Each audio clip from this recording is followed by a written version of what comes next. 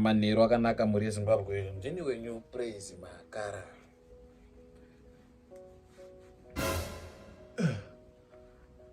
Nhau dzichiverengwa naPraise Makara. Tisati tapinda mumusoro enhau yaino misoro yadzo zvekare. Vanoitwa vabheta madhuyo vaTytie nyaya iya payazosvika pasina kumira zvakanaka yakuzovakonzera kuti ivakosere mari. Sori nekuya ndichimhanya ndaona kuti ndingada kumira kuti ndibveke ndiri kumba ndingazononoka nenhau ndakazosvika dzatondora. Tochipinda munhau yaino misoro yadzo zvekare.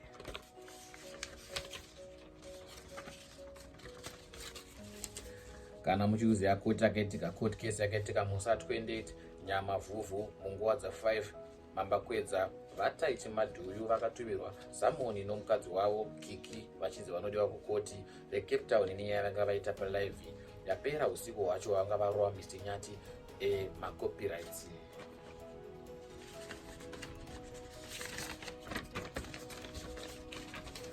Dr. Madhuyu vanopomerwa nhau yekuti ivo vakaita madamages kubusiness raMR Munetsi. Zvakare vanopomerwa iyo nhau yekuti vakatuka Mr. Munetsi pamberi peruzhinji rweZimbabwe painge pane 14,000 people watching the live. Anova ari mumiriri wezvitunha vaMR Munetsi vakaenda vakanosuwa vaMr Tytie madhuyu kumadare edzimhosva vakamburuka kubva kuJohannesburg kuuya kuzopinda matare edzimhosva muno muCape Town svondo rapfuura iro.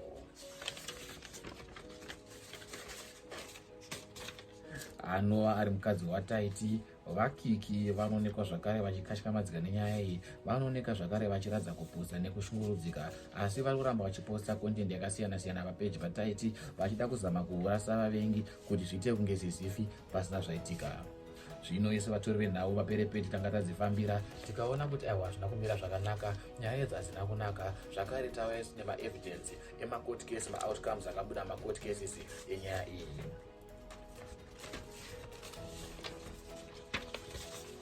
Ndakabata ino tsamba yatumirwa vaMR kubva kukoti. Rega ndikuisire paskrini iyo yekutaura kuti Tytie akaviolata terms and conditions eupenyu hwaMR. Vakakanganisa business raMr Munetsi uye vane muripo waanofanira kubhadhara. Zviri kunze vabheta madhuyu nemudzimai wavo vadetswa zvakare kudare dzimhosva sezvo musi uya watambenge ndataura nezvenyaya nchiti vadetswa kuCape Town kuti vauye kuzoripa mhosva dzavo vamire mudare vakanzi tore vhidhiyo iri muri takedown vakaramba vakati isusu we are content creators, mari yedu ndeye content, upenyu hwedu icontent, nyange kuuya kwataita kuno kukoti icontent, saka hatisi kuzobvisa yedu content. Vakapikisa mutemo vakati ivo iro ndiro basa ravo. Saka live yaMR Munetsi vanga vaisa vachituka MR Munetsi kuti vaibvise vakaramba vakati havazokwanisa kuibvisa, dare ringatoita zvaringakwanise zvaro nekuti ivo havasi kuda.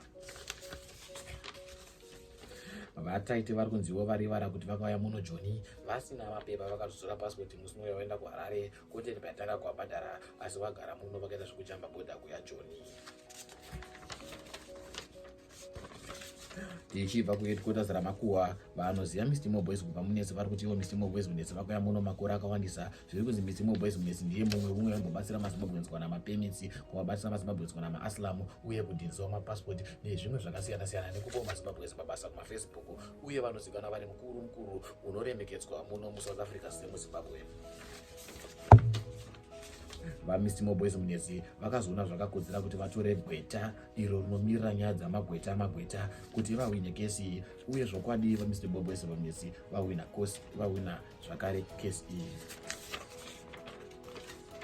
VaMr. Munetsi havana kungomburukira mahara kubva kuJoni vakauya kuno zvokwadi vakafambira zviripo. Since Tytie akaita tembarau nebhizinesi raMr. Munetsi rozvitunha vaTytie vari kusungirwayo nedare kunzi vabhadhare 2 million rands. 2 kana nchiti ndinorova zviuru mamiliyoni zviviri 2 million yamadhollars ari maranzi ndoiri kusungirwa Mr. Tytie kunzi varipe Mr. Munetsi madamages avakakonzera kukambani yavo.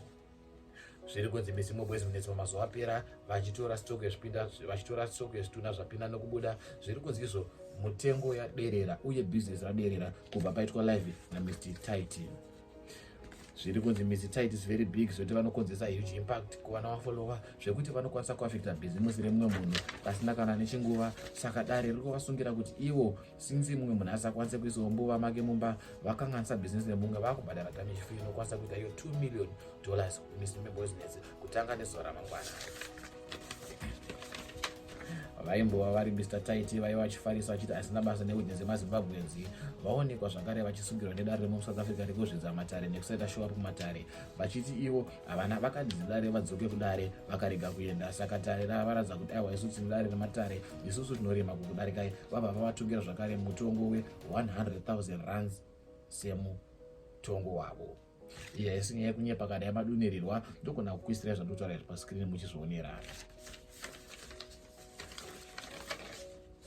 Saka tiripo pamwe chete papo zviri kunzi vaMrs. Tytie mari yavafarira kubvisa yese $1 million is $2,100,000 rands, zvichireva kuti mari kuma-US dollars iri over 100 something thousand rands. Mari yacho ndichaitsvaga ndoisa paskrini apa. Izvi zvaita vana Tytie zvekuoneka vane mhosva mumazitare zvinosvibisa mafingerprints avo zvekuti havachakwanise zvakare kunge vachibuda mune dzimwe nyika. Ndaona vachipotwa kuenda kunodzokera kugara kuZimbabwe nekuti konti inoda munhu anobhadhara mataxes emuno, inoda zvakasiyana siyana. Izvi zvavavharira mukana yekumburukwa nedzimwe nyika because vanonzi havateerere mitemo, vapikisa mutemo muno muSouth Africa, zvichaita kuti zvidzikise machances avo ekubhuruka kuenda kunana Malaysia kunana chii, kana ikoko vakange vaenda kunonzi kuZanzibar kana kuna kuita kekutanga nekekupedzisira vachibhuruka kuenda ikoko. Izvi zvinonzi sometimes pride haidikanwe, sometimes mukurarama pride haidiwe, chingoita hambo macontent creators. Sometimes macontent creators chikoro chinodikanwa, iva nechikoro, iva nemuono, iva nekufunga. Unogona kunge une blessing asi usina muono. Tochinzwa mumwe macontent creators vakazembe mazembe vataurawo maonero avo nekufunga kwavanoita panyaya yaTytie, vachitaura kuti aiwa nyange ukava big content creator, nyange ukaona manumbers akaita se chikoro chakakosha kufunga. Hanzi uye vari kumanija vana Tytie, ari kuvasiya vachiposta zvinhu izvi, ari kuvainfluenza zvakaipa. Uri kukanganisa nokuti vana vari kukanganisa future vaingaita bright undepenje kunashi, uri kuvavhiringisa vanavo soro ndakuita chikangana kubereka zvakaipa. Ndiri munhu wenyama ndinovatikana naika, asi vapana havakanganisa nekuti haungazvidze matare nekuti wane manumbers. Dare idare rinoita mutongo waro. Zvino vari kunzi ivo vari kusungira kubhadhara mari inoita $2 million kuna yaMoreboys Munetsi nekuti vakanganisa bhizinesi yaMoreboys Munetsi zvitunha zvavo, zvitunha zvichapinda nekubuda zvavakanganisa basa ravo zvadenza midengo yavo. Ndochikupe vhidhiyo rinotera mumwe vakazembe mazembe content creator wemuZimbabwe yapo zvainofunga mune muono wayo according panyaya yake naTytie paFacebook. Ngatione vhidhiyo rinotera. Who's behind vapfana vemupata mufana uyu nemukadzi wake oro nemusikana Tytie naKiki. I don't know who is behind vanhu ivava oro anovataurira zvokuita, because ubenzi hwakadiwowo kundosvika pakuti unotadza kuenda kukoti kuchikora mutemo. Iwe unoti wakachikora futi mutemo, wakuchikora futi mutemo westate. Guys, hapana humwe ubenzi unoratidza highest level yeubenzi. And dzimwe pride dzatinoita soka zviya zvatakambotaura kuti guys, munhu unofanira kubvisa pride wongodini woita zvinhu zvakanaka. Vapfana varesva and ndo highest level yeubenzi.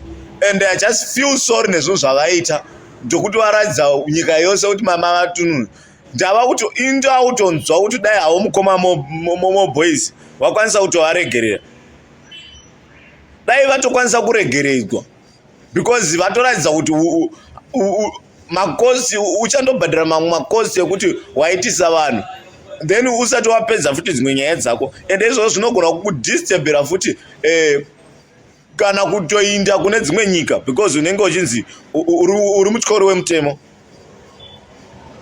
Because kukoti kwasiyana nekudanwa kudare kwasabhuku kokuti unozopa excuse oro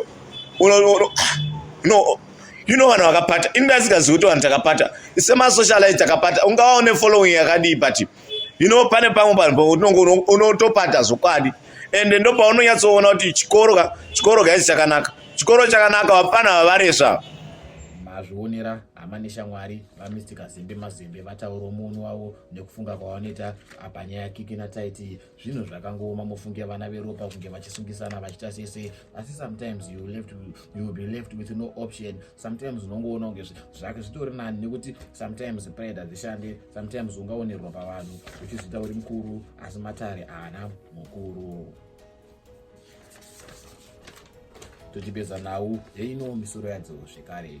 Mr Beta Madhuyi vanozikanwa variwo Tytie nemusikana wavo Kiki uyo unobva kuHurungwe naTytie uchibva kuMasvingo vakunze vatongerwa mutongo wekubhadhira 100,000 rands kukoti, uye zvakare neMoboys Munetsi vacharipwa nemari inoita 2 million rands, zvichireva kuti mari yekuma-US iri kuma-thousands, iri kuma-over 100,000 yezviuru zvamadhora. Zvakaoma mufungi aminoti vaMr Tytie vachamugera apa nekuti vangona kuluza audience, zvakare zvichava affecta macontent yavo, uye vachaita kuti vape vanhu content under pressure. Imwe ichave iriyo inoti bhowa, ina hangu hachakwanisa kuona content yavo nekuti vakandibloka. Musi ndakabloka kuti vaenda kukoti, kana musina kuona video rekoti ndokubura muchibva pano bva manoroona, mubva manoona zvakare maedzi kuti rame chikupai nhau nekuti ndikasakupai nhau hamuna kwamukawana information, uye zvakare kukupai nhau ndiri kuriska unoona wezo kuenda kukoti ndonzi bhadharo zviuru mamirioni amadhora, inini kana mamirioni amabhondi anongobvira ndakamabata. Tochidzora bepa redu renhau riri muno muenvelope sezvo chazoda kushandiswa nevamwe vemadzitare anoteera. Tochiti kana wangori munyowani pano tinokutenda nekuona video kwawaita, please like, ukomenda, woshare, wosubscribe kuYouTube channel yedu pano pageto nhau dzemakuhwa dzinoitwa muno paYouTube channel. Guys, I bet guys hope you enjoyed the video. If you enjoyed the video, please like, comment, share, subscribe to my YouTube channel. Now I'm saying for more and more content. Amana, I want to tell you something. This is content. Now I'm saying this is content. Zvakatosiyana. Vamwe ndinoona muchizopenga muchipopota mucomment section, hey we are nedzungu, hey this and that. YouTube is paying me. Yeah, YouTube because video randatoite papo zviro zvemadhora ngori. Iwe uchingopopota. Sometimes don't be like ameno man. Thank you guys for watching my video to the end. I'm saying please like, comment, share, subscribe. And I'm saying, and please go and watch out my vlogs. I'm going to the vlog and I get a big vlog. And I kind of want to girlfriend and some relatives. And I'm saying, please just go and watch me and just go and support the ass. And I'm saying, so now this is one way of watching cool content. But they don't know why it always and she guarantee mention a title. She guarantee about Tytie. It's because Tytie one of my numbers. Yeah. I can monitor on copyright, do but that's not to be final, but I know Tytie my numbers. But my numbers are going to be some millions. But if it's the best time, please like, comment, share, subscribe to my YouTube channel for more and more content. I'm saying, all content creators, I'm coming for you.